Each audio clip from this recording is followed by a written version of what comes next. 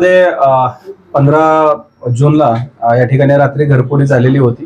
त्याच्या अनुषंगाने फिर्यादी गुप्ता आहेत त्यांच्या फिर्यादीवरून गुन्हा दाखल झाला होता. त्याच्या अनुषंगाने जवळपास 63 लाखाचा मुद्देमाल गेल्याच्या अनुषंगाने माहिती गुन्हा दाखल त्या संदर्भात झालेला होता.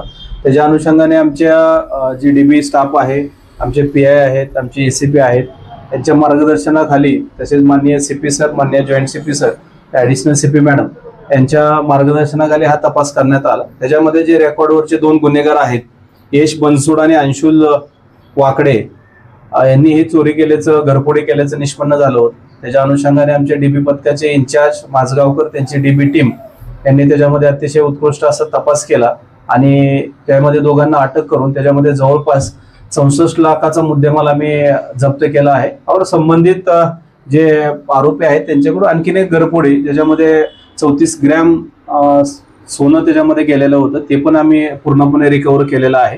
ज्याने असं एकूण जवळपास 64 ते 65 लाखाचा मुद्देमाल या ठिकाणी आपण रिकव्हर केलेला आहे. जवळपास गेल्यापैकी पूर्ण मुद्देमाल आम्ही या ठिकाणी रिकव्हर केलेला आहे. याच्या अनुषंगाने एक मोठे घरफोडी या ठिकाणी उघडकीस झालेली आहे. मोडच असाच आहे की बंद जे घरं असतील ते घर फोडणे, तसंच घरावरून चढून घराचे पत्रे काढून त्यामधून चोरी करणे हे यांची मोडच आहे. रेकॉर्डवरचे गुन्हेगार आहेत, त्याच्यामध्ये वारंवार ते गुन्हे करतात. त्याच्या अनुषंगाने आपण त्यांच्यावरती यापूर्वी कारवाई केलेली आहे, यापूर्वी अटकही केल्या आहेत.